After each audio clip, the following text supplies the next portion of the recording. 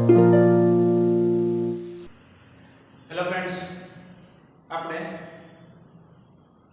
S block એલિમેન્ટની જે વાત કરતા હતા, એસ ભાગની આ સમૂહના તત્વોની જે વાત કરતા હતા, એમાં લેક્ચર 1 ની અંદર આપણે સમૂહ નંબર 1 એના દરેક તત્વો, એના ભૌતિક ગુણધર્મ, એમાંથી બનતા અલગ અલગ કાર્બોનેટ સંયોજનો છે, નાઇટ્રેટ સંયોજનો છે, એના બધા જ ગુણધર્મો જે છે આપણે અભ્યાસ કરી ગયા. એના હેલાઇડ સંયોજનોનો, ત્યાર પછી એમાંથી બનતા અગત્યના પદાર્થો છે એના વિશેની આપણે ડિસ્કશન કરી ગયા. આપણે હવે વાત કરવા જઈ રહ્યા છીએ lecture number 2 S block element. હવે લેક્ચર નંબર 2 એટલે કે સમૂહ 2 ના તત્વોની વાત જે છે આપણે કરવાની થાય. સમૂહ 2 ના તત્વો જે છે એટલે કયા કયા તત્વો છે ભાઈ? તો બધાને ખ્યાલ છે, બેરિલિયમ, મેગ્નેશિયમ, કેલ્શિયમ, ટ્રોન્શિયમ, બેરિયમ અને રેડિયમ. આ બધા તત્વોની જે છે આપણે ડિસ્કશન કરવાની છે. કાલ આપણે વાત કરી ગયા કે સમૂહ આ જે 2 નંબરનો સમૂહ છે એ સામાન્ય ઇલેક્ટ્રોન રચના કઈ છે ભાઈ? તો કે NH2 પ્રકારની. એવું પણ આપણે શીખી ગયા કે સમૂહમાં તમે ઉપરથી નીચે તરફ જાઓ એમ ક્રમશઃ n વધે, ક્રમશઃ n વધે એટલે આ બધા જ તત્વોનો પરમાણુય કદની અંદર જે છે ક્રમશઃ વધારો થાય. પરમાણુય કદ વધે એટલે એની આયનીકરણ એન્થાલ્પી જે છે ઘટે. ઉપરાંત એ પણ આપણે શીખી ગયા કે ઉપરથી નીચે તરફ જાઓ એમ ધાત્વીય ગુણધર્મ, એની અંદર પણ જે છે ક્રમશઃ તમને વધારો થતો જોવા મળશે. આ બધા જ ગુણધર્મોની વાત જે છે આપણે કરી ગયા. હવે આપણે સમૂહ 1 અને સમૂહ 2 ના તત્વ જે છે એની એકબીજા સાથે સરખામણી કરવાની છે. તો કે સમૂહ 2 ના તત્વને આપણે આગ્રહણ અર્ધધાતુ તત્વ કહેતા હતા. હવે આપણે વાત કરવાની છે એની આયનીકરણ એન્થાલ્પીની સરખામણી, દ્વિતીયક આયનીકરણ એન્થાલ્પીની સરખામણી અને એની જે છે પ્રતિક્રિયાત્મકતા. તો સામાન્ય રીતે આપણે એવી વાત કરી ગયા કે આલ્કલી તત્વ એટલે કે સમૂહ નંબર 1 અને સમૂહ નંબર 2. તો થર્ડ ચેપ્ટર ની અંદર આવી ગયું કે સમૂહ તમે 1 થી 17 તરફ જતા થાય એમ ક્રમશઃ પ્રતિક્રિયાત્મકતા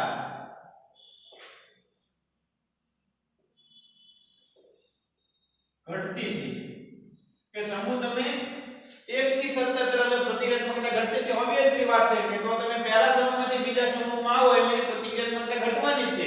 મીન્સ કે આલ્કલી ધાતુ તત્વ જે છે સમૂહ નંબર 1 ના તત્વો છે એની પ્રતિક્રિયાત્મકતા જે છે વધારે છે, સમૂહ 2 ના તત્વની પ્રતિક્રિયાત્મકતા ઓછી હશે. અને સમૂહમાં તમે ઉપરથી નીચે તરફ જાઓ એમ શું થશે ભાઈ?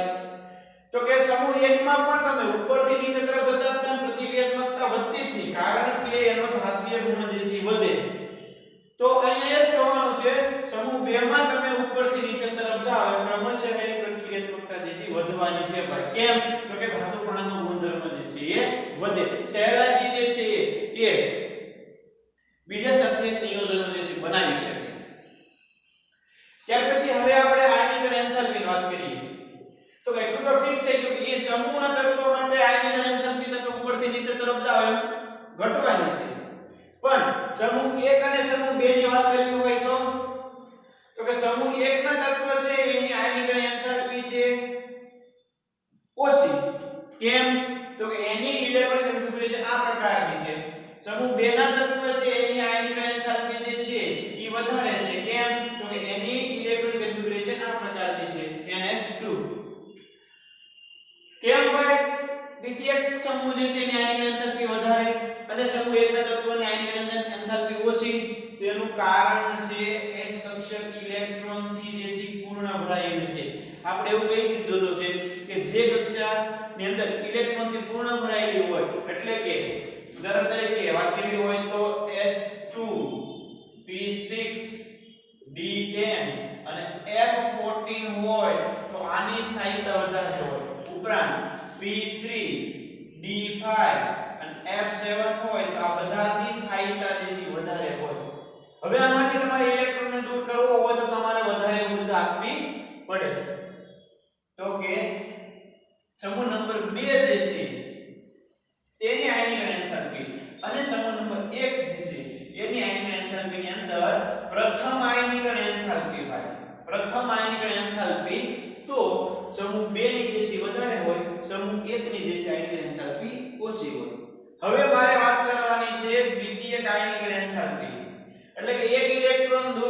ગયા પછી બીજો ઇલેક્ટ્રોન દૂર કરવા માટે કેટલી આયનિક એન્થાલ્પી જોઈએ તો એને કહેવાય દ્વિતીયક આયનિક એન્થાલ્પી.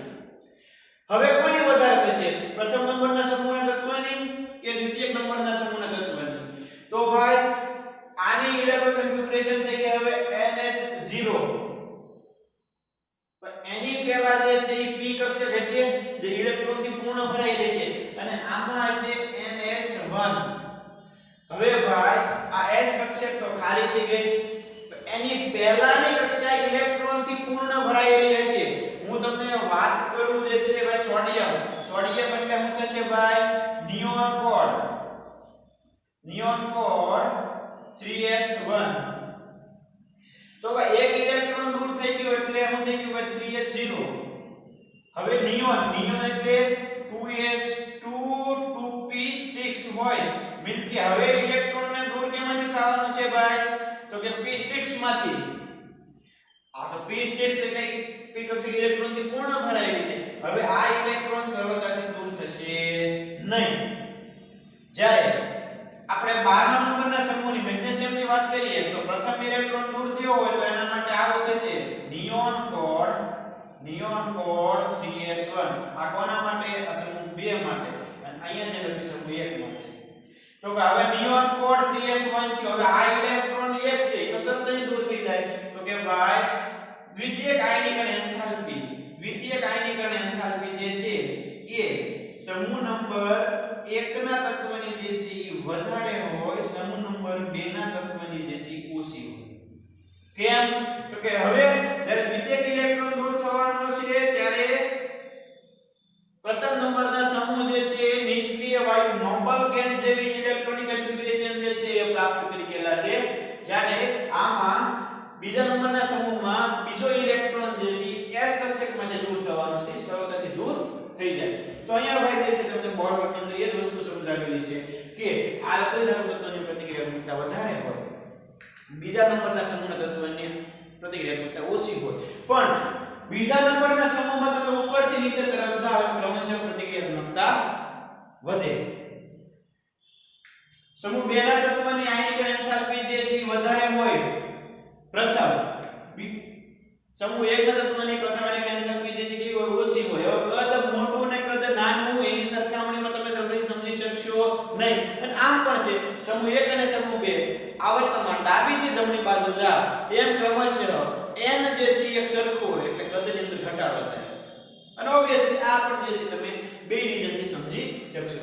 સમૂહ 2 ના તત્વની દ્વિતીયક આયનીકરણ એન્થાલ્પી ઓછી, સમૂહ 1 ના તત્વની દ્વિતીયક આયનીકરણ એન્થાલ્પી વધારે કારણ કે નોબલ ગેસ જે ઇલેક્ટ્રોન કન્ફિગ્યુરેશન જે છે એને પ્રાપ્ત કરી લીધું. ત્યાર પછી જલીયકરણ એન્થાલ્પી તો કે સૌથી વધારે જલીયકરણ એન્થાલ્પી જે છે બેરિયમ +2 આયન ની છે. પછી ક્રમશઃ એની જલીયકરણ એન્થાલ્પી જે છે ઘટતી જાય. આલ્કલાઇન અર્ધધાતુ તત્વ અને આલ્કલી અર્ધધાતુ તત્વની અંદર સમૂહ 2 ના તત્વની જલીયકરણ એન્થાલ્પી જે છે વધારે હોય કારણ કે એનું જલીયકરણ થવાની વૃત્તિ જે છે વધારે છે. સમૂહ 1 ના તત્વની જલીયકરણ પામવાની વૃત્તિ જે છે ઓછી છે. મીન્સ કે NaCl અને KCl એ હાઇડ્રેટેડ હોતા નથી. એ મોર આયોનિક કેરેક્ટર ધરાવતા કમ્પાઉન્ડ છે એટલે પાણીની અંદર જે છે ડિસોલ્વ થઈ જશે. જ્યારે આ જે છે જલયુક્ત રહેશે એની જલીયકરણ એન્થાલ્પી જે છે એ વધારે એટલા માટે. સમૂહ 2 માં તમે ઉપરથી નીચે તરફ જાઓ એમ ક્રમશઃ જલીયકરણ એન્થાલ્પી ઘટતી જાય એટલે કે જલીયકરણની વૃત્તિ જે છે ક્રમશઃ ઘટે. સમૂહ 1 અને સમૂહ 2 માં સમૂહ 2 ની જલીયકરણ એન્થાલ્પી જે છે વધારે, સમૂહ 1 ની જે છે ઓછી. સમૂહમાં ઉપરથી નીચે તરફ જાઓ તો જલીયકરણ એન્થાલ્પી ક્રમશઃ ઘટતી જાય. ત્યાર પછી સમૂહ 2 ના જે છે ભૌતિક ગુણધર્મ આપણે જે છે જોઈ લઈએ તો કે સમૂહ 2 ના તત્વ સફેદ ચળકતી સપાટી ધરાવતા અને પોષા મીન્સ કે મૃદુ તત્વો છે. એ રાખોડી તનનીય અને ટિપ્પણીય મીન્સ કે ધાતુ છે એટલે તાણીને તાર પણ બનાવી શકાય, ટિપ્પણીય જે છે પત્ર પણ બનાવી શકાય. હવે જ્યોત કસોટી કરો પ્રયોગશાળાની અંદર આપેલા જે અકાર્બનિક ગુણાત્મક પૃથ્થકરણની અંદર કયો પદાર્થમાં ધનાયન છે અને કયો ઋણાયન છે નક્કી કરવું હોય તો ભાઈ જ્યોત કસોટી કરવી પડે. જો ઈંટ જેવો લાલ રંગ જ્યોતનો તમને મળે તો એને કહેવાય તો કેલ્શિયમ હાજર એવું કહેવાય. આસો લીલો રંગ મળે તો બેરિયમ હાજર છે એવું કહેવાય. કિરણજી લાલ જ્યોત મળે તો તમને કહેવાય કે ટ્રોન્સિયમ જે છે હાજર. હવે બેરિલિયમ અને મેગ્નેશિયમમાં જ્યોત કસોટી મળતી નથી. કેમ ભાઈ જ્યોત કસોટી ન મળે? તો કે ઇલેક્ટ્રોન જે છે એ પોતાની ગ્રાઉન્ડ અવસ્થામાં છે, મીન્સ કે એની નિમ્નતમ ઊર્જા સ્તરની અંદર છે. હવે જ્યારે એ કોઈ પણ પ્રકારની ડેલ્ટા મીન્સ કે ઊર્જા મેળવે એટલે એ ઉત્તેજિત અવસ્થામાં જાય. આ જે છે એની સ્થાયી અવસ્થામાં છે. એ ઊર્જા મેળવે એટલે ઉત્તેજિત અવસ્થામાં ગયો.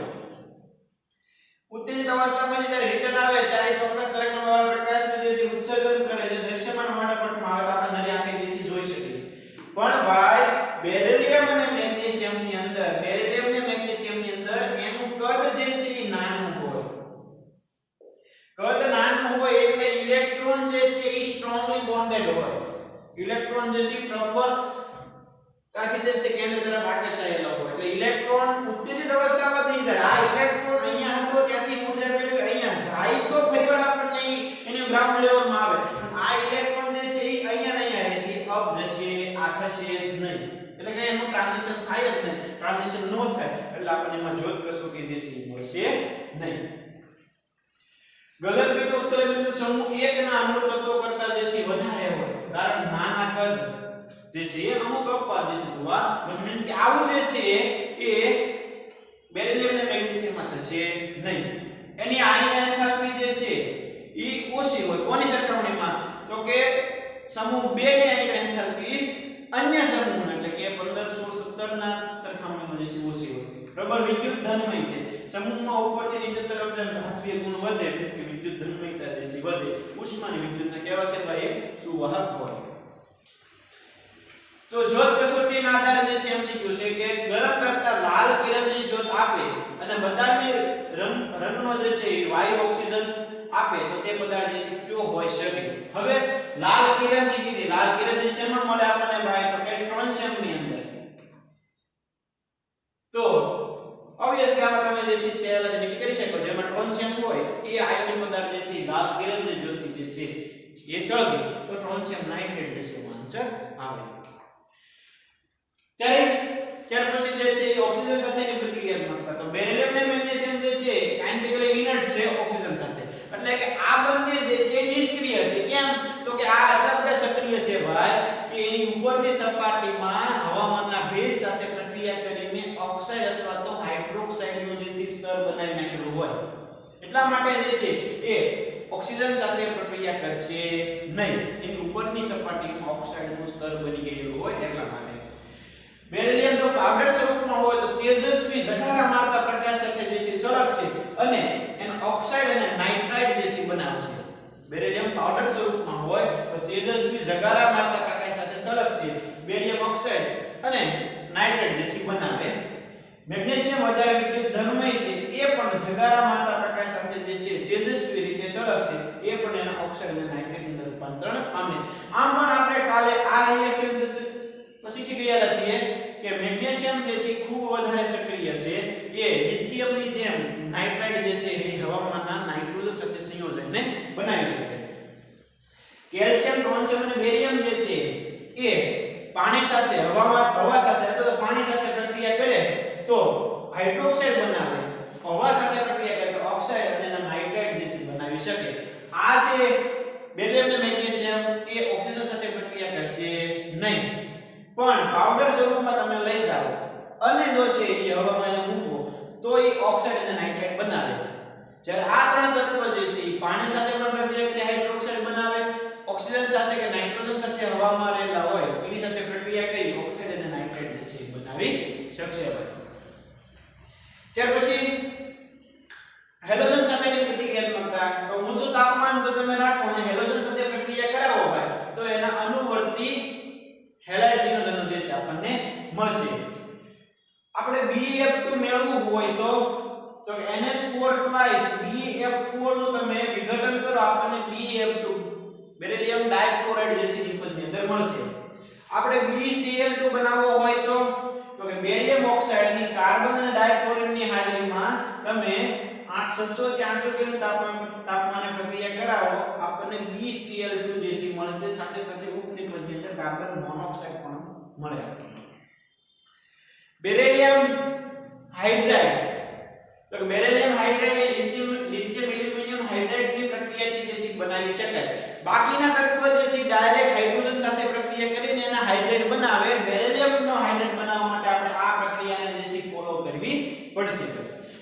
બધા જ તત્વ એસિડ સાથે પ્રક્રિયા કરી ડાયહાઇડ્રોજન વાયુ આપે અને એનો અનુવર્તી સોલ્ટ જે છે એ બનાવશે.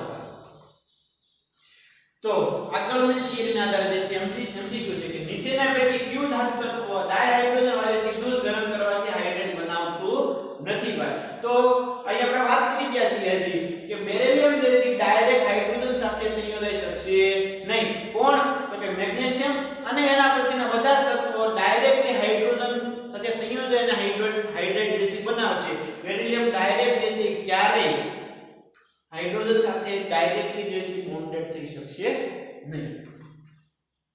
ત્યાર પછી આપેલ હાઇડ્રેટ સંયોજનો જે છે એની આયોનિક પ્રકૃતિનો ક્રમ, આયોનિક સ્વભાવનો ક્રમ, આયોનિક પ્રકૃતિ એટલે આયોનિક સ્વભાવ જે છે કઈ રીતે વચ્ચે ભાઈ?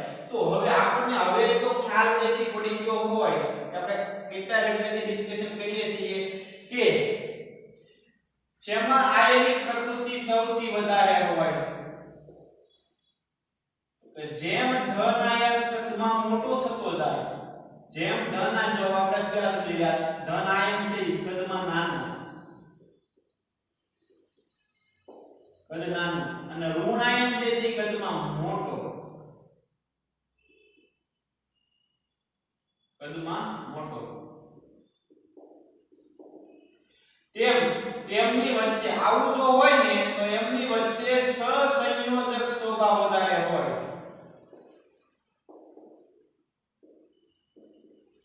તો હવે જેમ ધન આયન કદમાં મોટો થતો જાય, આ જે છે ધન આયન કદમાં મોટો થતો જાય એમ એમાં આયોનિક પ્રકૃતિ વધતી જાય ભાઈ. જેમ ધન આયન કદમાં મોટો થતો જાય એમ એમાં આયોનિક પ્રકૃતિ વધતી જાય, ઋણ આયન કદમાં નાનો થતો જાય એમ એમાં આયોનિક પ્રકૃતિ વધતી જાય. પણ અહીંયા જોવો તો ભાઈ હાઇડ્રોજન એક સરખો છે એટલે આપણે ધન આયનને જોવો પડે, ધાતુ આયનને જોવો પડે. આપણે આયોનિક પ્રકૃતિ કીધી છે તો કે આપણે જોવું પડે કાં તો ધન આયન કદમાં મોટો થતો જાય કાં તો ધન આયન કદમાં નાનો થતો જાય. તો ક્યાં ક્યાં આપેલા છે? બેરિલિયમ અને કેલ્શિયમ આપેલા છે. આયોનિક પ્રકૃતિનો યોગ્ય ક્રમ શોધવાનો છે. તો હવે કઈ દો તો ભાઈ કોણ સૌથી વધારે આયોનિક હશે? તો કે BaS2, કારણ કે સૌથી વધારે મોટું કદ હોય એટલે સૌથી વધારે આયોનિક. ત્યાર પછી કોણ હશે ભાઈ? તો કેલ્શિયમ, અને ત્યાર પછી કોણ હશે ભાઈ? તો કે બેરિલિયમ. આવો ક્રમ થયો, આ આયોનિક પ્રકૃતિનો ક્રમ છે કારણ કે આ સૌથી મોટો છે કદમાં, એની સરખામણીમાં નાનો છે, એની સરખામણીમાં આ નાનો. તો જેનું કદ વધારે એ આયોનિક, જેનું કદ નાનું એ સહસંયોજક. તો યોગ્ય વિકલ્પ જે છે આમાંથી પસંદ કરી લો એટલે આપણો આન્સર આવી જાય. ત્યાર પછી આલ્કલી ધાતુ તત્વ જે છે એ અને આલ્કલાઇન અર્ધધાતુ તત્વ છે એ બંને રબર રિડક્શન કરતા તરીકે જે છે વાપરી શકીએ. કેમ રિડક્શન કરતા તરીકે વપરાય? તો કે એનો E0 cell, E0 reduction potential જે છે આપણને ઋણ મળે. ઋણ મળે એટલે આપણે એને જે છે એ રિડક્શન કરતા તરીકે વાપરી શકીએ. બેની સરખામણી છે આલ્કલી અને આલ્કલાઇન અર્ધધાતુ તત્વ. તો કે આલ્કલાઇન અર્ધધાતુ તત્વ જે છે સૌથી વધારે રિડક્શન કરવાની વૃત્તિ ધરાવે છે. આ એની સરખામણીમાં ઓછા. કેમ? તો કે આનો E0 સેલ, આલ્કલી ધાતુ તત્વનો E0 સેલ આલ્કલાઇન અર્ધધાતુ તત્વ કરતા વધારે ઋણ હશે. જો આ વધારે ઋણ હોય E0 સેલ તો જ વધારે પ્રબળ રિડક્શન કરતા થાય. સમૂહ 1 ના તત્વ પ્રબળ રિડક્શન કરતા હશે સમૂહ 2 ના તત્વની સરખામણીની અંદર. હવે બેરિલિયમ જે છે પ્રબળ રિડક્શન કરતાનો સ્વભાવ દર્શાવતો નથી. તો કે એનો E0 છે એ ઓછો ઋણ છે એટલા માટે નહીં દર્શાવે. જ્યારે બીજા તત્વ જે છે વધારે પ્રબળ રિડક્શન કરતા છે કારણ કે એનો E0 છે આપણને વધારે ઋણ મળે. બેરિલિયમ કેમ થોડુંક અપવાદ છે? બેરિલિયમ એ લિથિયમની જેમ જ એ જે મેગ્નેશિયમ, કેલ્શિયમ, બ્રોન્ઝ છે, બેરિયમ છે એની સરખામણીમાં થોડોક જે છે અલગ પડશે. કેમ? તો કે એની જલીકરણ એન્થાલ્પી વધારે, એનું કદ જે છે નાનું અને એની પરમાણુ એન્થાલ્પીનું મૂલ્ય ઊંચું. જેવી રીતે લિથિયમ જે છે એ sodium, potassium, rubidium, caesium, francium કરતા અલગ પડતો હતો, એવી જ રીતે બેરિલિયમ પણ એ સમૂહના અન્ય તત્વોથી થોડીક અલગ વર્તણૂક દર્શાવશે. એનું કારણ છે એનું કદ નાનું અને એની જે છે જલીકરણ એન્થાલ્પી વધારે, અને પરમાણુ એન્થાલ્પીનું મૂલ્ય પણ વધારે.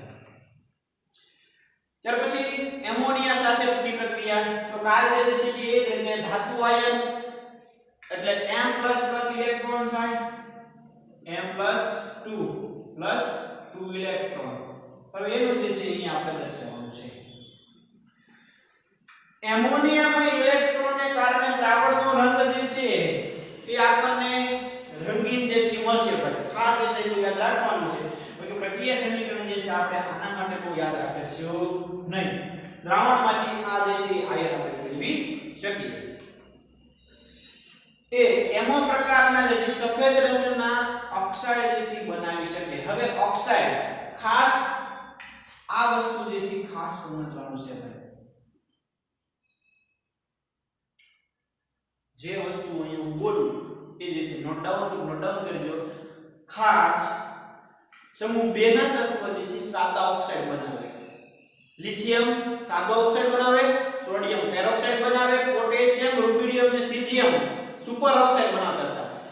જ્યારે સમૂહ 2 ના તત્વો જે છે સાદા ઓક્સાઇડ બનાવે એમાં પહેલા બે જે છે પાણીમાં અલ્પદ્રાવ્ય છે, પછીના કેલ્શિયમ થી ના પછીના બધા ઓક્સાઇડ પાણીની અંદર સુદ્રાવ્ય છે, પાણીમાં ઝડપથી દ્રાવ્ય થઈ જાય. હવે મારે વાત કરવાની છે એનો એસિડિક સ્વભાવ અથવા બેઝિક સ્વભાવ, ત્યાર પછી એનો આયોનિક સ્વભાવ, ત્યાર પછી પાણીમાં દ્રાવ્યતા. હવે કેમ આ પાણીમાં અલ્પદ્રાવ્ય છે, આ કેમ પાણીમાં દ્રાવ્ય છે? તો ક્રમશઃ ભાઈ બેરિલિયમ મેગ્નેશિયમનું કદ નાનું હશે. નાનું હોય એટલે આપણને ખબર છે સહસંયોજક હોય તે સરળતાથી પાણીમાં દ્રાવ્ય થાય નહીં. જ્યારે આ પદાર્થ આયોનિક સ્વભાવવાળા છે, એટલે કે ધન આયનનું કદ વધે, ધન આયનનું કદ વધે એટલે આયોનિક કેરેક્ટર ઇન્ક્રીઝ થાય. એટલા માટે પાણીમાં ક્રમશઃ દ્રાવ્યતા વધે. બીજું, સમૂહમાં તમે ઉપરથી નીચે તરફ ગયા એટલે ધાતુપણાનો ગુણધર્મ વધ્યો. હવે ભાઈ ધાતુપણાનો ગુણધર્મ વધે એટલે શું થાય ભાઈ? તો કે જેમ ધાતુનો ગુણધર્મ વધારે તેમ તેના ઓક્સાઇડ ની બેઝિકતા વધારે. જેમ ધાતુનો ગુણધર્મ વધારે, ચાલો લખી નાખીએ આપણે. ધાતુપણાનો ગુણધર્મ વધારે તેમ તે ઓક્સાઇડ નો બેઝિક સ્વભાવ વધારે.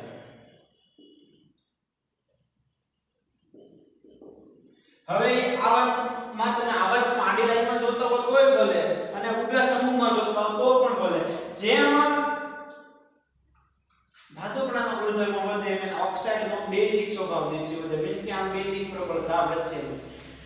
આ ઓક્સાઇડ જે છે કે હવામાનનો ભેજનું શોષણ કરે અને એના હાઇડ્રોક્સાઇડની અંદર જે છે કન્વર્ટ થઈ જાય. આ ઓક્સાઇડ હવામાનના ભેજનું જે છે શોષણ કરી એના હાઇડ્રોક્સાઇડમાં જે છે કન્વર્ટ થઈ જાય. હવે એના જે છે એ અલગ અલગ હાઇડ્રોક્સાઇડને આપણે ડિસ્કશન કરવાની છે. તો ભાઈ સામાન્ય રીતે આ જે બેરિલિયમ મેગ્નેશિયમના અલ્પદ્રાવ્ય ક્ષાર હોય ઈ આલ્કલી સાથે પ્રક્રિયા કરે અને એના હાઇડ્રોક્સાઇડ બનાવે. કારણ કે આ બે જે છે એ કેવા છે ભાઈ કે સહસંયોજક સ્વભાવના, એટલે ઝડપથી જે છે કોઈ પણ બીજા પદાર્થ સાથે પ્રક્રિયા કરશે નહીં. એટલે એને સ્પેશિયલ બેઝ સાથે પ્રક્રિયા કરાવવી પડે.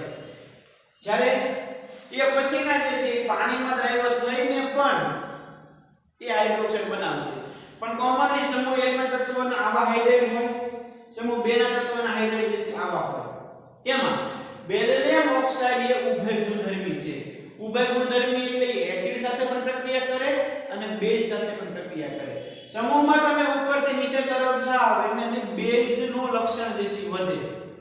કારણ કે બેરિલિયમનું કદ વધ્યું એટલે આયોનિક કેરેક્ટર ઇન્ક્રીઝ થાય. ભાઈ ખાસ યાદ રાખજો, આયોનિક કેરેક્ટર જે છે ઇન્ક્રીઝ થાય. જેમ આયોનિક સ્વભાવ વધે ને એમ એની બેઝિક પ્રબળતાની અંદર વધારો થાય. એટલે ક્રમશઃ તમે સમૂહમાં ઉપરથી નીચે તરફ જાઓ એમ પાણીમાં દ્રાવ્યતા વધે અને બેઝિક ગુણધર્મ પણ વધે. સમૂહ 1 અને સમૂહ 2 ની સરખામણી કરો તો આપણે ખબર છે આવર્તમાં ડાબીથી જમણી બાજુ જઈએ કદની અંદર ઘટાડો થાય. તો કે સીઝિયમ કરતા બેરિયમ, પોટેશિયમ કરતા કેલ્શિયમ કદમાં નાનો હશે, આ બધા ધન આયન કદમાં નાના હશે, આ બધા ધન આયન કદમાં મોટા હશે. કદમાં મોટા હોય એટલે આયોનિક સ્વભાવ વધારે, આ વધારે આયોનિક હોય તો પાણીમાં ઝડપથી દ્રાવ્ય થાય, પાણીમાં ઝડપથી દ્રાવ્ય થાય તો બેઝિક ગુણધર્મ વધારે હોય. તો આ જે છે પ્રબળ બેઝ થશે સમૂહ 2 ના હાઇડ્રોક્સાઇડની સરખામણીમાં. સમૂહ 2 ના હાઇડ્રોક્સાઇડની સરખામણીમાં સમૂહ 1 ના તત્વ જે છે એ કેવા છે ભાઈ પ્રબળ બેઝ જે છે એ હશે. સમૂહ 2 ના તત્વની બેઝિકતા ઓછી છે, સમૂહ 2 માં ઉપરથી નીચે તરફ જાવ બેઝિકતા વધે. આવર્તક કોષ્ટકમાં સમૂહ 1 થી સમૂહ 2 તરફ જાવ બેઝિકતા ઘટે. કેમ ઘટે? તો મેં તમને કીધું મેગ્નેશિયમ ને આ બે NaOH અને MgOH માં કોણ પ્રબળ બેઝ? તો કે ભાઈ Mg કદમાં નાનો હશે, સોડિયમ કદમાં મોટો હશે. આ મોટો એટલે આયોનિક સ્વભાવ વધારે, આયોનિક સ્વભાવ વધારે એટલે પાણીમાં ઝડપથી દ્રાવ્ય થાય, પાણીમાં ઝડપથી દ્રાવ્ય થાય તો બેઝિક ગુણધર્મનો વધારે હોય. એટલા માટે સમૂહ 1 ના તત્વો બધા વધારે બેઝિક, આ બધા ઓછા બેઝિક. બેરિલિયમ હાઇડ્રોક્સાઇડ એ ઉભય ગુણધર્મી છે. તો ઉભય ગુણધર્મી છે એ આપણે નક્કી કરવું હોય તો આપણે પ્રયોગને અંતે પ્રૂફ કરવું હોય તો એની એસિડ અને બેઝ સાથે પ્રક્રિયા કરાવવાની. બેરિલિયમ હાઇડ્રોક્સાઇડ બેઝ સાથે પ્રક્રિયા કરીને બેરિલેટ આયન બનાવી BOH42 ભાઈ બેઝ સાથે પ્રક્રિયા કરી યસ. હવે એસિડમાં ઉમેરો, એસિડ સાથે એનો અનુવર્તી સોલ્ટ બનાવ્યો તો કે યસ. આપણે કહી શકીએ કે બેરિલિયમ હાઇડ્રોક્સાઇડ જે છે એ ઉભય ગુણધર્મી છે, એ એસિડ અને બેઝ બંને સાથે પ્રક્રિયા કરી શકે. તો એમસીક્યુ છે ઉભય ગુણધર્મી હાઇડ્રોક્સાઇડ એસિડ અને બેઝ બંને સાથે પ્રક્રિયા કરે તો નીચેના પૈકી સમૂહનો કયો ધાતુ હાઇડ્રોક્સાઇડ સોડિયમ હાઇડ્રોક્સાઇડમાં દ્રાવ્ય થાય? હવે ભાઈ આપણે પ્રૂફ કરી રહ્યા છીએ કે બેરિલિયમ હાઇડ્રોક્સાઇડ જે છે ઉભય ગુણધર્મી છે, તો એ જ હાઇડ્રોક્સાઇડ બેઝમાં દ્રાવ્ય થઈ શકે, કારણ કે સોડિયમ હાઇડ્રોક્સાઇડ એટલે બેઝ. તો શું આન્સર આવશે ભાઈ? એ બેરિલિયમ હાઇડ્રોક્સાઇડ. તો જો મિત્રો એક કોઈ એમસીક્યુ બારમાં નહીં હોય, થિયરી ને શાંતિથી સમજી વિશે યાદ રાખજો એટલે એમસીક્યુ સોલ્યુશનમાં ક્યારેય જે છે તમને પ્રોબ્લેમ પડશે નહીં. ત્યાર પછી એના હાઇલાઇટ સંયોજનો. તો સામાન્ય રીતે સમૂહ 2 ના તત્વ જે છે દ્વિસંયોજક છે. દ્વિસંયોજક છે એટલે MX2 પ્રકારના જે છે એ હેલાઇડ સંયોજનો બનાવે. એમાં બેરિલિયમ જે છે એ કદમાં નાનો છે એટલે એ સહસંયોજક છે. સોલ્યુબલ જે છે શેમાં થશે તો કે કાર્બનિક પદાર્થની અંદર. BeX2 જે છે એમાં બેરિલિયમ કદમાં નાનો એટલે આયોનિક સ્વભાવ વધારે, એટલા માટે સહસંયોજક છે. એના પછીના જે છે બધા કેવા છે ભાઈ? આયોનિક હશે. BeCl2 નું જે છે આવું સેતુ બંધારણ જે છે તમને જોવા મળે. અને બાષ્પ અવસ્થામાં જે છે ડાયમર હોય, આ પ્રકારનો જે છે ડાયમર હોય. 12 કેલ્વિન તાપમાને ગરમ કરો તો એકાકી અણુમાં રૂપાંતરણ પામે. ખાસ મિત્રો યાદ રાખજો BeX2 જે છે સહસંયોજક છે અને કાર્બનિક દ્રાવકમાં દ્રાવ્ય થશે, બાકીના જે છે આયોનિક છે. BeCl2 સેતુ બંધારણ દર્શાવે, બાષ્પ અવસ્થામાં જે છે ડાયમર હોય, 12 કેલ્વિન તાપમાને ગરમ કરો તો એકાકી અણુમાં કન્વર્ટ થશે. ભાઈ એના જે હેલાઇડ સંયોજનો છે એનું હાઇડ્રેટ બનાવવાનું વલણ તો આપને ખબર છે કે બેરિલિયમ અને મેગ્નેશિયમ ની સૌથી વધારે હાઇડ્રેટેડ છે, જલીયક છે, કારણ કે Be+2 Mg+2 નો જલીયકરણ અંશ વધારે છે. સમૂહમાં તમે ઉપરથી નીચે તરફ જાઓ, જલીયકરણનો અંશ ઘટે. જલીયકરણ અંશ ઘટે તો એનું હાઇડ્રેટ બનવાનું વલણ પણ ઘટે. જલીયકરણ અંશ ઘટે એટલે એનું હાઇડ્રેટ બનવાનું વલણની અંદર પણ ઘટાડો થાય. તો કે ક્રમશઃ એના જે સોલ્ટ છે એમાં ક્લોરાઇડ છે એમાં ક્રમશઃ હાઇડ્રેટ બનવાનું વલણ જે છે ઘટતું જશે. જો તમે કેલ્શિયમ, બેરિયમ અને ટ્રોન્શિયમ ના હેલાઇડને જે જલયુક્ત છે એને ગરમ કરો ને તો એનું નિર્જલીકરણ થાય, ફક્ત ને ફક્ત પાણી દૂર થાય. શેમાંથી ભાઈ? તો કે કેલ્શિયમ, ટ્રોન્શિયમ અને બેરિયમ એના હેલાઇડને ગરમ કરો તો નિર્જલીકરણ થાય. પણ તમે બેરિલિયમ કે મેગ્નેશિયમ ના હેલાઇડને તમે એના જલયુક્ત સોલ્ટને તમે ગરમ કરો ને તો એનું વિભાજન થઈ જાય. આનું જે છે આ ત્રણનું નિર્જલીકરણ થાય. જ્યારે Mg અને બેરિલિયમનો જે ક્લોરાઇડ હોય જલયુક્ત છે તેનું ગરમ કરો તો વિભાજન થઈ જાય. ખાસ આ નિર્જલીકરણ માટે નામ કહેવાય ભાઈ વિઘટી થઈ જાય. Oxo acid. તો કાલના લેક્ચરની અંદર આપણે ઓક્સો એસિડની વાત કરી ગયા કે એસિડિક પ્રોટોન જે છે હાઇડ્રોક્સિલ ગ્રુપમાં હોય એ જે તત્વોથી જોડાયેલો H સમૂહ સાથે ઓક્સો સમૂહ હોય તેને ઓક્સો એસિડ કહેવાય. તો સામાન્ય રીતે આ દ્વિસંયોજક છે તો એ કયા પ્રકારના ઓક્સાઇડ બનાવશે તો કે H2CO3 હોય અને ધાતુ આયન સાથે આવે +2 હોય તો MCO3 પ્રકારના ઓક્સાઇડ જે છે એ એનો કાર્બોનેટ બનાવે. આ જે છે એક ઓક્સો એસિડ છે. તો આવી જ રીતે જે છે આ કાર્બોનેટ બન્યો એની સલ્ફ્યુરિક એસિડ સાથે પ્રક્રિયા કરો તો સલ્ફેટ મળે. નાઇટ્રેટ સાથે પ્રક્રિયા કરો તો નાઇટ્રેટ જે છે આપણે મળશે. હવે ભાઈ BSO4 અને MgSO પાણીમાં ઝડપથી દ્રાવ્ય થાય છે કારણ કે જલીય એન્થાલ્પી વધારે છે અને લેટિસ એન્થાલ્પી કેવી છે ભાઈ ઓછી. જેની હાઇડ્રેશન એનર્જી સૌથી વધારે જેની હાઇડ્રેશન એટલે Se વધુ અને Le જે છે ઓછી એમ પાણીમાં દ્રાવ્યતા રહેશે. એટલે જેની હાઇડ્રેશન વધારે એ સરળતાથી પાણીમાં દ્રાવ્ય થાય તો આ બંનેની જલીય એન્થાલ્પી વધારે છે એટલે ઝડપથી પાણીમાં દ્રાવ્ય થશે. એની લેટાઇસ જે છે ઓછી છે. ક્રમશઃ તમે એના સલ્ફેટમાં સમૂહમાં ઉપરથી નીચે તરફ જાય જલીય દ્રાવ્યતા જે છે ઘટતી જાય કારણ કે એની લેટિસ એન્થાલ્પી વધતી જાય. અહીંયા જે છે જલીય દ્રાવ્યતા ઘટે તો એના માટેનું કારણ આપણને જે છે ખ્યાલ હોવો જોઈએ. જલીય દ્રાવ્યતા ઘટે એનું કારણ છે એની લેટિસ એન્થાલ્પી ઉતાય ભાઈ વધે અને એની હાઇડ્રેશન એન્થાલ્પી જલીય એન્થાલ્પી શું થાય ભાઈ He માં શું જોવા મળે ભાઈ ઘટાડો. He ઘટે અને લેટિસ એન્થાલ્પી વધે એટલા માટે એની જલીય દ્રાવ્યતા જે છે ક્રમશઃ ઘટતી જાય. સમૂહમાં તમે ઉપરથી નીચે તરફ જાઓ ત્યારે આ બધા હાઇડ્રોજન સફેદ ઘન હોય પદાર્થ ઉષ્મા પ્રત્યે જે છે કેવો હોય સ્થાયી હોય છે. ક્લિયર. સલ્ફેટ આ પેલા બંને જે છે એ ઝડપથી પાણીમાં દ્રાવ્ય થાય કારણ કે હાઇડ્રેશન વધારે લેટિસ ઓછી. ક્રમશઃ જલીય દ્રાવ્યતા ઘટતી જાય કારણ કે લેટિસ એન્થાલ્પી વધે અને હાઇડ્રેશન એન્થાલ્પી ઘટે. જે આપણે સહેલાઈથી જે છે નક્કી કરી શકીએ ભાઈ. ત્યાર પછી એના નાઇટ્રેટ તો નાઇટ્રેટમાં મંદ નાઇટ્રિક એસિડ સાથે પ્રક્રિયા કરીને નાઇટ્રેટ બનાવે. MgNO3 એ પાણીના અણુ સાથે જોડાઈને સ્ફટિકીકરણ પામે જ્યારે બેરિયમનો જે છે નિર્જલ ક્ષાર તરીકે જે છે આપણને મળશે. મીન્સ કે જળયુક્ત સ્વભાવ જે છે ક્રમશઃ તમે સમૂહમાં નીચે તરફ જાય ઘટે. જલીયકરણ એન્થાલ્પી તમે સમૂહમાં એના નાઇટ્રેટમાં ઉપરથી નીચે તરફ જાય ઘટતી જાય એટલે હાઇડ્રેટ બનાવવાનું વલણ જે છે ક્રમશઃ ઘટે.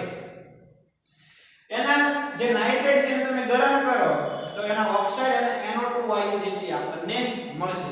એટલે કે LiNO3 ની જેમ જે છે વિઘટન પામે. લિથિયમ નાઇટ્રેટની જેમ જ જે છે એ સમૂહ 2 ના તત્વોનું વિઘટન થાય. હવે તમને એમ કહેવામાં આવે કે કેલ્શિયમ નાઇટ્રેટ ને તમે ગરમ કરો ત્યારે કઈ નિપજ મળે તો MCQ માં આપણે ખ્યાલ હોવો જોઈએ. એમાં ઓક્સાઇડ મળશે, નાઇટ્રોજન ડાયોક્સાઇડ મળશે અને ડાયોક્સિજન જે છે નિપજ તરીકે મળશે. ત્યાર પછી એના કાર્બોનેટ તો કે Na2CO3 અથવા તો NH4 સાથે આલ્ફી ધાતુનો કોઈ પણ સોલ્ટની પ્રક્રિયા કરો આપણને જે છે એનો કાર્બોનેટ મળે. કાર્બોનેટ ની પાણીમાં દ્રાવ્યતા જે છે ઘટે કારણ કે એની લેટિસ એન્થાલ્પી વધે અને એની ઉષ્મીય સ્થાયીતા પણ શું થાય ભાઈ વધે. ખાસ આ કોન્સેપ્ટ જો તમારા મગજમાં તમે કેમિકલ બોન્ડિંગ માં શીખી ગયા એ જો ક્લિયર થઈ ગયો હોય તો પાણીમાં દ્રાવ્યતા છે અદ્રાવ્ય છે દ્રાવ્ય છે અને આની સાથે સાથે આ પ્રધાન સ્વરૂપ વાળી વાત જો મગજમાં ક્લિયરલી બેસી ગઈ હોય તો કોઈ પણ પદાર્થ હોય S બ્લોકનો હોય કે P બ્લોકનો કોઈ પણ કમ્પાઉન્ડ લઈ લેવાનો તમે સહેલાઈથી જે છે નક્કી કરી શકશો. આપણે આ બે વસ્તુને આધારે જે છે આપણે ગુણધર્મનો અભ્યાસ કરી રહ્યા છીએ. કાર્બોનેટનું જે છે એ ગરમ કરો એટલે વિઘટન થાય. બેરિયમ કાર્બોનેટ જે છે અનસ્ટેબલ છે. It can be kept only in the atmospheric CO2. આ BeCO3 જે છે બેરિયમ કાર્બોનેટ જે છે અસ્થાયી છે. એને કાર્બન ડાયોક્સાઇડના વાતાવરણમાં જો રાખો તો લેસ કોઈ સ્ટેબલ થઈ શકે કારણ કે કાર્બોનેટ CO2 નું પ્રમાણ વધારે હોય તો એ સ્ટેબલ રહે બાકી સ્ટેબલ રહી શકશે નહીં. એક્ઝામ્પલ છે sorry MCQ calcium barium chromium hydrate અને હેલાઇડ આપણે આપી દીધેલા છે. હાઇડ્રેટ હેલાઇડ આપણે આપ્યા છે. તે નિર્જલ કરીને તેને ગરમ કરવા થી થાય છે તેમને હવામાં રાખતા તે ભેજયુક્ત બને છે. આ હેલાઇડ માટે નીચેનામાંથી શું જે છે શક્ય બનશે તમે ગરમ કરો તો નિર્જલીકરણ થાય એટલે કે ભેજ શોષક, ભેજગ્રાહી. જો હવામાં ખુલ્લો મૂકો તો ભેજયુક્ત બને. ભેજયુક્ત બને મીન્સ કે ભેજનું શોષણ કરે. બીજામાંથી પાણીનું શોષણ કરી શકે એટલે બીજાનું જે છે નિર્જલીકરણ કરે. અને કેલ્શિયમ અને બેરિયમ જતા હાઇડ્રેટ બનવાની વૃત્તિ ઘટે. ઓબ્વિયસલી સાચી વાત છે, કારણ કે હાઇડ્રેટેડ બનવાનું વલણ તમે સમૂહમાં ઉપરથી નીચે તરફ ઘટતું જાય. એ મીન્સ કે ઉપરના ત્રણ વિધાન જે છે ખરા બનશે. નીચેના પૈકી કયું કાર્બોનેટ સંયોજન હવાની હાજરીમાં અસ્થાયી હોવાથી તેનું વિઘટન અટકાવવા CO2 યુક્ત વાતાવરણમાં જે છે રાખવું પડે. હવે આપણે જે વાત કરી રહ્યા છીએ કે બેરિલિયમ કાર્બોનેટ, અહીંયા જો વાત કરી બેરિલિયમ કાર્બોનેટ જે છે એ અનસ્ટેબલ છે, એટલા માટે એને કાર્બન ડાયોક્સાઇડના વાતાવરણમાં જે છે રાખવો પડે. એટલે આપણે જે છે આમાં ઓપ્શન આવશે એ બેરિલિયમ કાર્બોનેટ. એક પણ એમસીક્યુ થિયરી બારમાં નથી મિત્રો, ખાલી જે છે તમારે વિચારવાનું છે આમાં કયો આન્સર છે આવે છે. ધાતુ કાર્બોનેટને ગરમ કરતા તે વિઘટન પામીને ધાતુ ઓક્સાઇડ અને કાર્બન ડાયોક્સાઇડ આપે છે. ઉષ્મીય રીતે કયું ધાતુ કાર્બોનેટ સૌથી વધારે સ્થાયી રહેશે? કહેતો જય ભાઈ, કયો ધાતુ કાર્બોનેટ જે છે સૌથી વધારે સ્થાયી હોય? તો આપણે જે છે આપણે સહેલાઈથી નક્કી કરી શકીએ કે સમૂહમાં ઉપરથી નીચે તરફ જાઓ એમ એની ઉષ્મીય સ્થાયીતાની અંદર ક્રમશઃ વધારો થાય છે. જે છેલ્લું તત્વ હોય એનો કાર્બોનેટ જે છે મોર સ્ટેબલ થાય. તો બેરિલિયમ સૌથી છેલ્લે આવતું તત્વ છે, તો એનો કાર્બોનેટ જે છે કેવો થાય? મોર સ્ટેબલ થાય. આગળની વસ્તુ બોર્ડ વર્કમાં જે આવી ગઈ છે એ વસ્તુ યાદ રાખી લો, તમારી રીતે લખી લો, એટલે જે છે તમારે એમસીક્યુ માં ક્યારેય જે છે એસ બ્લોકમાં પ્રોબ્લેમ પડશે નહીં. સમૂહ 2 ના કેટલાક ધાતુ હેલાઇડ સહસંયોજક અને કાર્બનિક દ્રાવકમાં દ્રાવ્ય છે. નીચેના પૈકી કયું ધાતુ હેલાઇડ ઇથેનોલમાં દ્રાવ્ય થશે? આપણે ભાઈ એક કીધું તો કે એક હેલાઇડ છે એ કાર્બનિક દ્રાવકની અંદર દ્રાવ્ય થાય. કયો હેલાઇડ હતો એ ભાઈ કે જે કાર્બનિક દ્રાવકની અંદર દ્રાવ્ય થતો હતો? કે એક જ હેલાઇડ છે જે કાર્બનિક દ્રાવકમાં દ્રાવ્ય થાય, BeCl2. ધાતુ તત્વ બેઝિક હાઇડ્રોક્સાઇડ બનાવે છે. તો નીચેના પૈકી કયા ધાતુ હાઇડ્રોક્સાઇડ સૌથી ઓછા બેઝિક છે ભાઈ? સૌથી ઓછા બેઝિક તો આપને ખબર છે કે સમૂહમાં ઉપરથી નીચે તરફ જેમ બેઝિક પ્રબળતા વધે તો ઉપરનો જે હાઇડ્રોક્સાઇડ હોય સમૂહમાં ઈ લેસ બેઝિક હોય, ઓછો બેઝિક હોય. તો નક્કી કરી લો કયો છે ભાઈ? બેરિયમ સૌથી નીચે એના પર મેન્શન આ સૌથી પ્રબળ, એના કરતા લેસ, એના કરતા લેસ ને એના કરતા લેસ. તો Mg સૌથી ઓછો જે બેઝિક હશે. સમૂહમાં ઉપરથી નીચે તરફ જાવ બેઝિક પ્રબળતા વધે. મેગ્નેશિયમ સમૂહના કાર્બોનેટના સમૂહમાં નીચે જતા જે છે શું થાય ભાઈ? એટલે કે શેમાં ઘટાડો થાય? તો કે એની હાઇડ્રેશન એનર્જી જે છે ક્રમશઃ ઘટતી જાય. નીચે આપેલા પૈકી એક આલ્કાઇલ ધાતુ સલ્ફેટની હાઇડ્રેશન એન્થાલ્પી ને લેટિસ એન્થાલ્પીથી વધારે છે. જે દ્રાવ્ય થતો હોય એની જે છે લેટિસ એન્થાલ્પી હાઇડ્રેશન એન્થાલ્પી કરતા જે છે વધારે હોય.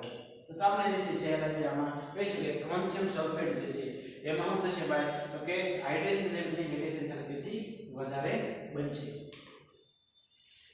નીચે આપેલા ઓક્સાઇડ કયો ઓક્સાઇડ જે છે મોર એસિડિક છે? મોર એસિડિક એટલે કેવો થાય ભાઈ? બેઝિક થાય. કોણ વધારે પ્રબળ બેઝિક છે એ જે છે આપણો શું થાય ભાઈ? એસિડિક, સૌથી મોર એસિડિક થાય. તો સમૂહમાં ઉપરથી નીચે તરફ જાઓ એમ બેઝિક પ્રબળતાની અંદર વધારો થાય તો એસિડિક કેરેક્ટર જે છે કેવું થાય? વધારે થાય. બેરિલિયમ ઓક્સાઇડ જે છે કેવો થશે ભાઈ? મોર એસિડિક. નીચેના આપેલા ઉષ્મીય સ્થાયીતાનો યોગ્ય ક્રમ જે છે દર્શાવો ભાઈ. કાર્બોનેટ આપણે દીધેલા છે.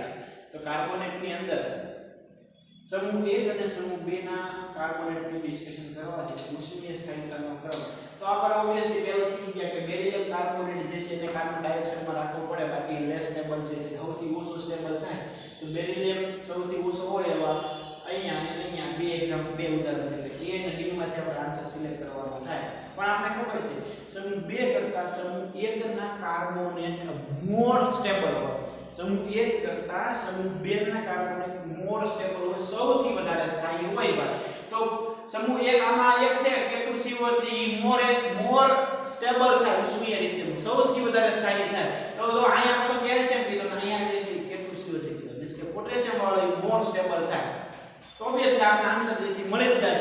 કોને આપણે જો આ બધામાં યાદ ન રાખવાના હોય, સમૂહ 1 અને સમૂહ 2 ની સરખામણી યાદ રાખવાની જે આપણે લખીને જે છે ક્લિયર કર્યું હોય એ, અને આવો અપવાદ હોય એ યાદ રાખો એટલે ઓબ્વિયસલી કોઈ પણ આ MCQ જે છે આપણે સોલ્વ કરી શકીએ ભાઈ, અને ઈઝીલી જે છે સોલ્વ થઈ જાય, કાંઈ જે છે નવી વસ્તુ એમાં છે નહીં. તો આન્સર જે છે શું આવશે ભાઈ? એ ઓપ્શનમાં આવશે.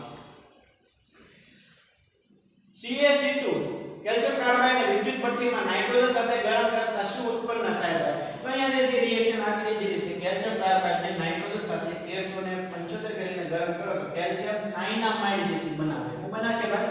કેલ્શિયમ સાયનામાઇડ બનાવે.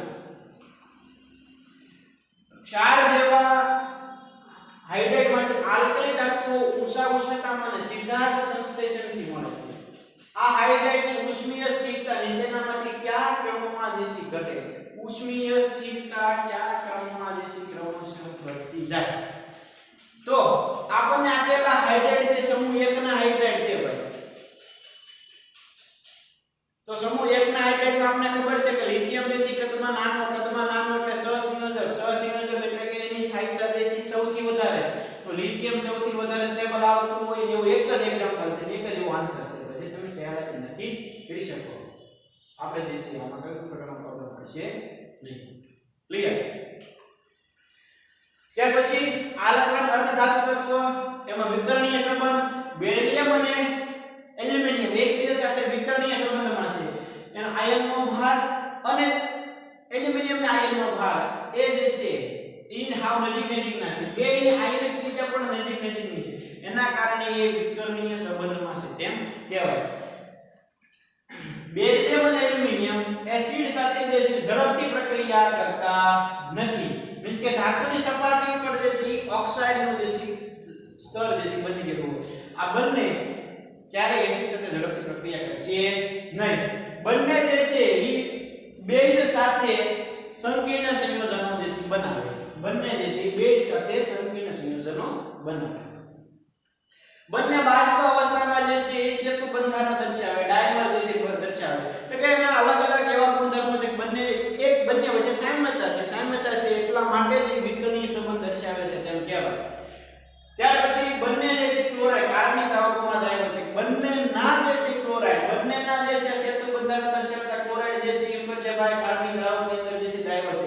એ જે છે બધા જ ઇલેક્ટ્રોન યુગ્મ સ્વીકાર કરવાની વૃત્તિ જે છે દર્શાવે. બધા કેમ એ ઇલેક્ટ્રોન યુગ્મનો સ્વીકાર કરે ભાઈ? તો કે બેયનું અષ્ટક જે છે અપૂર્ણ છે. આ તો ડાયમર છે તે પૂરું છે. એટલે બેયના કેન્દ્રસ્થ પરમાણુમાં ડાયમર જે છે એ બનાવશે. અષ્ટક જે છે અપૂર્ણ છે. અષ્ટક અપૂર્ણ હોવાને કારણે જે છે એ ઇલેક્ટ્રોન યુગ્મનો સ્વીકાર કરી શકે. બંને જે છે એ સંકીર્ણ સંયોજનો બનવાનો જે છે વર્ણન દર્શાવે. બંને સંકીર્ણ સંયોજનો બનાવશે. એટલે કે આ બધા જ ગુણધર્મોના આધારે આપણે કહી શકીએ કે બેરિલિયમ અને એલ્યુમિનિયમ જે છે એ સાથે વિકર્ણીય સંબંધની અંદર છે. બંને નાઇટ્રિક એસિડ સાથે છે એ નિષ્ક્રિય છે. બંને નાઇટ્રિક એસિડ સાથે પ્રક્રિયા કરશે નહીં. અને આ બંનેના કાર્બાઇડમાંથી જે છે આપણે હાઇડ્રોકાર્બન જે છે મેળવી શકીએ. આ બધા જ ગુણધર્મોના આધારે આપણે કહી શકીએ કે બેરિલિયમ અને એલ્યુમિનિયમ એકબીજાના વિકર્ણીય સંબંધમાં છે. ત્યાર પછી બેરિલિયમ જે છે એ સંપૂર્ણ તત્વથી એટલે કે બેરિલિયમ જે છે મેગ્નેશિયમ કેલ્શિયમ પ્રોટોન બેરિલિયમ થી જે છે અલગ પડે છે. કયા ગુણધર્મના આધારે અલગ પડે છે? તો કે નાનું કદ અને એનું આયનિક કદ પણ કેવું છે? નાનું. એ અન્ય સમૂહના અન્ય તત્વો સાથે જે છે સરખાવી શકાતું નથી. એની આયનિક એન્થાલ્પી સૌથી વધારે છે સમૂહમાં. ત્યાર પછી એના સંયોજનો મોટે ભાગે કેવા છે ભાઈ? નાના કદને કારણે સહસંયોજક છે. નાનું કદ અને એની આયનિક એન્થાલ્પી આ સંયોજનો સહેલાઈથી જે છે જળ વિભાજન પામે. બધા જે છે બધા જ એના સંયોજનો જળ વિભાજન પામે. નાનું કદ ઊંચી આયનિક એન્થાલ્પી બધા જ ગુણધર્મોને કારણે એ જે છે એ સમૂહના અન્ય તત્વોથી અલગ પડશે. ઉપરાંત આની પાસે જે છે ફક્ત બાહ્ય કક્ષામાં 4 ઇલેક્ટ્રોન છે. એટલે કે 4 જ જે છે બંધ બનાવી શકે.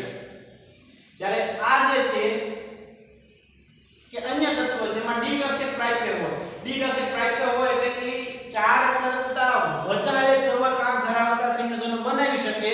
બેરિલિયમની બાહ્ય કક્ષામાં જ્યારે ઉત્તેજિત અવસ્થામાં જાય ત્યારે 4 ઇલેક્ટ્રોન જ થાય. તો મહત્તમ એનો સવર્ગાંક 4 જ હોઈ શકે. અન્ય સમૂહના સમૂહના અન્ય તત્વ જે છે એનો સવર્ગાંક 4 કરતા વધારે હોઈ શકે. બેરિલિયમ આવું સંયોજન બનાવી શકે કારણ કે એની પાસે ડી કક્ષક નથી. બીજા પાસે ડી કક્ષક છે એટલે આવા હેક્સા ઋણ આયન નિગાડ ધરાવતા જે છે સંકીર્ણ સંયોજનો બનાવી શકે. બેરિલિયમનો ઓક્સાઇડ તેનો હાઇડ્રોક્સાઇડ કેવો છે ઉભય ગુણધર્મી છે ઉભય ગુણધર્મી છે એટલે ઓક્સાઇડ અને હાઇડ્રોક્સાઇડ જ્યારે અન્ય સમૂહના ઓક્સાઇડ જે છે હાઇડ્રોક્સાઇડ કેવો હોય છે હવે બેઝિક એટલે કે બેરિલિયમનો ઓક્સાઇડ કે હાઇડ્રોક્સાઇડ કેવો છે ભાઈ ઉભય ગુણધર્મી આના બધા કેવા છે ભાઈ બેઝિક તો આ ગુણધર્મને આધારે બેરિલિયમ જે છે ઈ અન્ય તત્વથી અલગ પડે હવે આપણે વાત કરવાની છે કેલ્શિયમના કેટલાક અગત્યના સંયોજનો તો એની અંદર ડિસ્કશન કરતા પહેલા કે એમસીક્યુ જે છે જોઈ લઈએ કે ખોટું વિધાન જે છે આપણે પસંદ કરવાનું છે ભાઈ શુદ્ધ સોડિયમ ધાતુ પ્રવાહી એમોનિયમ ઓગળે ત્યારે વાદળી રંગનું દ્રાવણ આપે આ વિધાન જે છે ખરું બનશે NaOH ની કાચ સાથેની પ્રક્રિયા સોડિયમ સિલિકેટ મળે એ વિધાન જે છે ખરું બનશે એલ્યુમિનિયમ ધાતુ વધુ પ્રમાણમાં NaOH સાથે પ્રક્રિયા કરી AlOH બનાવે આ વિધાન જે છે ભાઈ ખોટું બનશે કારણ કે એલ્યુમિનિયમ જ્યારે NaOH સાથે પ્રક્રિયા કરે ત્યારે સોડિયમ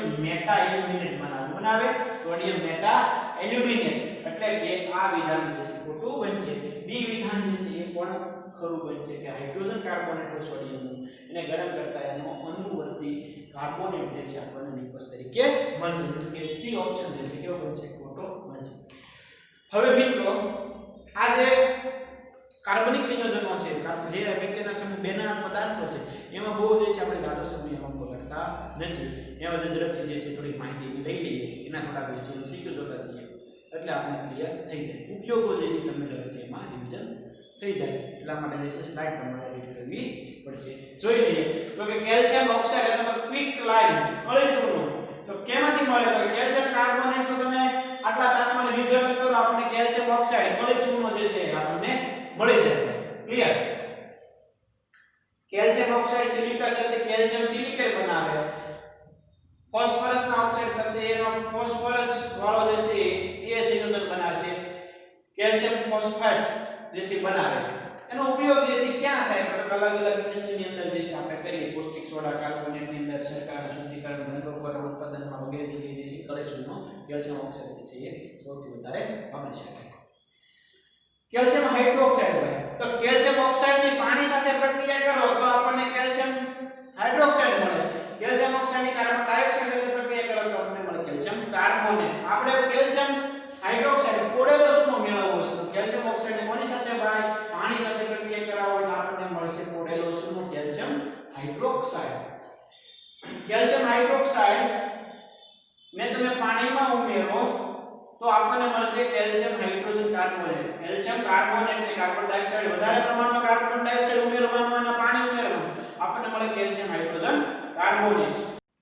કેલ્શિયમ હાઇડ્રોક્સાઇડ અને ક્લોરીન ભેગા થાય ત્યારે CaCl2 CaCaO twice chlorate calcium chlorate અને પાણી જે છે બનાવે બ્લીચિંગ પાવડર જે છે આ બધા બ્લીચિંગ પાવડરના સંસ્કૃતો છે એનો ઉપયોગ જે છે આપણે સર્વ ઉદ્યોગ છે ત્યાર પછી કાચની બનાવટની અંદર બાંધકામના પદાર્થની બનાવટમાં મોર્ટારની બનાવટમાં સંક્રમણ હારક સવારના દિવાલો દોરવામાં એવા અલગ અલગ જગ્યાએ આપણે કળીચૂર્ણનો ઉપયોગ એટલે કે કોડેલા ચૂર્ણનો જે છે ઉપયોગ કરીએ છીએ કળીચૂર્ણમાંથી જે છે કેલ્શિયમ હાઇડ્રોક્સાઇડ જે છે મેળવવામાં આવે કેલ્શિયમ હાઇડ્રોક્સાઇડ અને નીચેનામાંથી કયું વિધાન જે છે ખરું બનશે તમને ભાઈ ખબર છે બ્લીચિંગ પાવડરની બનાવટમાં આવે સંક્રમણ કારક છે એટલે બીજા જંતુનાશક છે સિમેન્ટના ઉત્પાદનમાં ઉપયોગી સિમેન્ટના ઉત્પાદનમાં અને બાંધકામમાં ઉપયોગી છે સિમેન્ટની અંદર નહીં મીન્સ કે આ બ્લીચિંગ પાવડરની બનાવટમાં ઉપયોગી છે વિધાન જે છે ખરું બનશે કેલ્શિયમ કાર્બોનેટ હાઇડ્રોજન કેલ્શિયમ હાઇડ્રોક્સાઇડની કાર્બન ડાયોક્સાઇડ સાથે પ્રક્રિયા કરો કેલ્શિયમ કાર્બોનેટ મળે અથવા કેલ્શિયમ ક્લોરાઇડની સોડિયમ કાર્બોનેટ સાથે પ્રક્રિયા કરો કેલ્શિયમ જે છે કાર્બોનેટમાં કન્વર્ટ થશે એ જે છે CaCO થી 1200 કેલ્વિન તાપમાને ગરમ થાય તો કેલ્શિયમ ઓક્સાઇડમાં જે છે કન્વર્ટ થઈ જાય કેલ્શિયમ કાર્બોનેટ એસિડ સાથે પ્રક્રિયા કરી એનો અનુવર્તી સોલ્ટ બનાવશે કેલ્શિયમ કાર્બોનેટ એસિડ સાથે પ્રક્રિયા કરી એનો અનુવર્તી સોલ્ટ જે છે બનાવી શકે એનો ઉપયોગ જે છે અલગ અલગ જગ્યાએ જે છે શિંગમની અંદર ઘર્ષક તરીકે ટૂથપેસ્ટની અંદર એન્ટાસિડ તરીકે ની બનાવટની અંદર ત્યાર પછી જે છે એ ઉચ્ચ ગુણોત્તર કાગળના ઉત્પાદનનો વિશેષ પ્રમાણમાં જે છે ઉપયોગ થાય છે અલગ અલગ જગ્યાએ જે છે એ આપણે કેલ્શિયમ કાર્બોનેટનો ઉપયોગ કરીએ કોડેલા સોનાનું પાણીમાં કલીલમય દ્રાવણ એટલે શું ભાઈ કોડેલા સોનાનું પાણીમાં કલીલ દ્રાવણ એટલે કહેવાય મિલ્ક ઓફ લાઇમ ખોડેલા સુકાનું પાણીમાં કલેલ દ્રાવણ એટલે કહેવાય મિલ્ક ઓફ લાઇમ. એમોનિયા મેળવવા માટે રસાયણ A ધોવાના સોડાની બનાવટમાં ઉપયોગ થાય છે. જ્યારે રસાયણ A માંથી CO2 ના પરપોટા ઉત્પન્ન થાય ત્યારે દ્રાવણ ઉજ્જુ બને. તે જંતુનાશક હોવાથી સફેદી કામમાં વપરાય છે. તો રસાયણ A નું રાસાયણિક સૂત્ર શું હોઈ શકે? સફેદી માટે, ઘરને ધોળવા માટે સંક્રમણ હાર તરીકે કયો પદાર્થ છે જે આપણે વાપરતા હતા? હવે વાત કરી ગયા છે કેલ્શિયમ હાઇડ્રોક્સાઇડ જે છે વપરાય. ઓબ્વિયસલી જે છે આપણે આન્સરમાં મેળવી શકીએ. Calcium sulphate plaster of Paris જીપ્સમને તમે 393 કેલ્વિન તાપમાને ગરમ કરો તો આપણે પ્લાસ્ટર ઓફ પેરિસ જે છે મળશે. હજી એને જે છે વધારે તાપમાને ગરમ કરો તો એ નિર્જળ થઈ જાય, તેને મૃત બળેલ પ્લાસ્ટર તરીકે જે છે ઓળખવામાં આવે. સિમેન્ટમાં આટલા ઘટક જે છે રહેલા હોય: કેલ્શિયમ ઓક્સાઇડ 50 થી 60%, સિલિકા ઓક્સાઇડ 25 થી 20 થી 25%, Al2O 5 થી 10%, MgO 2 થી 3%, આયર્ન ઓક્સાઇડ 1 થી 2%, સલ્ફર ટ્રાઇઓક્સાઇડ 1 થી 3%.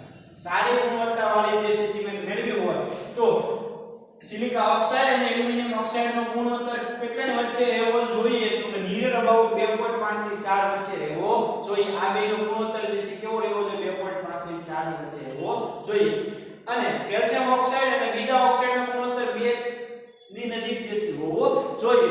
તો આપણને જે છે સારી ગુણવત્તાવાળી સિમેન્ટ મળશે. હવે માટી પ્લસ ચૂનાનો પથ્થર લાઇમસ્ટોન ઊંચું તાપમાને પીગળે એટલે આપણે ક્લિંકર મળે. સફેદ ઈંટ જેવો પદાર્થ મળે. આપણને ક્લિંકર સફેદ ઈંટ જેવો પદાર્થ. એ ક્લિંકરમાં તમે 2 થી 3% સિરોડી ઉમેરો અને રોટલી ભઠ્ઠીમાં ગરમ કરો 1714 કેલ્વિન તાપમાને આપણને પદાર્થ એ મળે. એને 325 નેચરલ સાણીમાંથી પસાર કરો એટલે પદાર્થ એ માં આપણે શું કર્યું બાદ તો કે એના મોટો કણ હતો ને દળીને નાના કણમાં કન્વર્ટ કર્યો. પછી 2 થી 5% તમે સિરોડી ઉમેરો એટલે આપણને સિમેન્ટ મળે. પહેલા શું કરવાનું ભાઈ? માટી પ્લસ ચૂનાનો પથ્થર લાઇમસ્ટોન ઊંચા તાપમાને પીગળો એટલે ક્લિંકર મળે. ક્લિંકર જે છે એની અંદર તમારે સિરોડી ઉમેરવાની, એના વજનથી 2 થી 3%. આટલા તાપમાને રોટી ભઠ્ઠીમાં ગરમ કરો પદાર્થ એ મળે. એને તમે સાળીને આટલી મેશ સાઈઝમાં કન્વર્ટ કરો. પછી ફિલ્ટર જીપ્સમ ઉમેરો, આપણને સિમેન્ટ જે છે એ મળશે. હાલો, મૃત બળેલ પ્લાસ્ટર એટલે શું ભાઈ? ઓબ્વિયસલી જે છે આપણે નિર્જળ કેલ્શિયમ સલ્ફેટ ચૂને એ ઓપ્શન આવશે. સિમેન્ટમાં જીપ્સમ શા માટે ઉમેરવામાં આવે? તો કે સિમેન્ટમાં પાણી વડે તરત જ જે ગઠ્ઠો થઈ જાય તો એ જામવાની ક્રિયાને થોડીક લાંબી કરવા માટે જે છે એમાં સેટિંગ નો સમય જે છે વધારવા માટે જીપ્સમ ઉમેરવામાં આવે. ત્યાર પછી આપણા શરીરની અંદર સોડિયમ અને પોટેશિયમ જે છે આયન રહેલા હોય તો એવા આપણા શરીરમાં સોડિયમ 90% જેટલો હોય, પોટેશિયમ 670 ગ્રામ જેટલો હોય, Fe 5 ગ્રામ જેટલો હોય, કોપર 0.06 ગ્રામ જેટલો હોય, સોડિયમ જે 90 ગ્રામ જેટલો હોય. હવે સોડિયમ કઈ જગ્યાએ હોય તો લોહી પ્લાઝમાની કોષની બહાર અને આંતરડાની પ્રવાહીની અંદર હોય. કોષની ફરતે અને આવી રીતે આંતરડાની પ્રવાહી તરીકે હોય. અને પોટેશિયમ ક્યાં હોય તો કે કોષ પ્રવાહીની અંદર રહેલું હોય. સોડિયમ અને પોટેશિયમ ક્યાં ઉપયોગી છે તો કે જ્ઞાનતંતુ સંદેશા વહન માટે, સંદેશાને આપણા શરીરમાં થતી હોય એના વહન માટે, કોષ પડદાની વચ્ચે પાણીના વહેણના નિયમન માટે, આપણા શરીરમાં જે જગ્યાએ પાણી જે છે એક સરખું બને એટલા માટે, અને કોષમાં શર્કરા અને એમિનો એસિડના વહન માટે જે છે સોડિયમ અને પોટેશિયમ ખાસ ઉપયોગી બનશે. ત્યાર પછી Mg તો કે રોજિંદા જીવનમાં કેટલા મિલીગ્રામ જરૂરી છે તો કે 200 થી 300 મિલીગ્રામ. ઉત્સેચકો ફોસ્ફેટમાં સ્થાનાંતર પામે માટે ATP નો ઉપયોગ જે છે કરશે. આ ઉત્સેચકો આ માટે ઉત્સેચક સાથે સહઅવયવ તરીકે કોણ જરૂરી છે ભાઈ? Mg. ઉત્સેચકો ફોસ્ફેટ સ્થાનાંતર માટે ATP નો ઉપયોગ કરે પણ આ ઉત્સેચકમાં સહઅવયવ તરીકે કોણ હોય તો કે Mg હોય. અને વૃક્ષમાં પ્રકાશના શોષણ માટે મુખ્ય વર્ણ ક્લોરોફિલ, ક્લોરોફિલમાં કોણ હોય ભાઈ? કયું ધાતુ તત્વ હોય તો Mg+2. એટલે કે Mg+2 પણ જે છે ખૂબ અગત્યનું આયન છે આપણા માટે. તો અહીંયા સુધી જે છે આપણે S બ્લોક લેવલની ડિસ્કશન કરી. અગત્યના બધા જ મુદ્દાઓ એને લગતા બને એટલા વધારે MCQ આપણે જે છે જોયા ભાઈ. ખાસ બોર્ડ વર્ક જે છે એ સમજો. આપણે જે છે ઝડપથી જોયું હોય એટલે બને એટલા પોઈન્ટની આપણે ડિસ્કશન કર્યું ભાઈ. છતાં આજે હું પોઈન્ટ કદાચ રહી ગયા હોય તો શાંતિથી સમજજો, વિચારજો, તમારી જે છે ફેસબુકમાં એને લખજો. હજી આપણી પાસે થોડોક સમય છે તો એમાં સારામાં સારું જે છે આપણે માર્ક કવર કરી શકીએ તે એવી જે છે તૈયારી કરજો. ઓકે ભાઈ, ક્લિયર?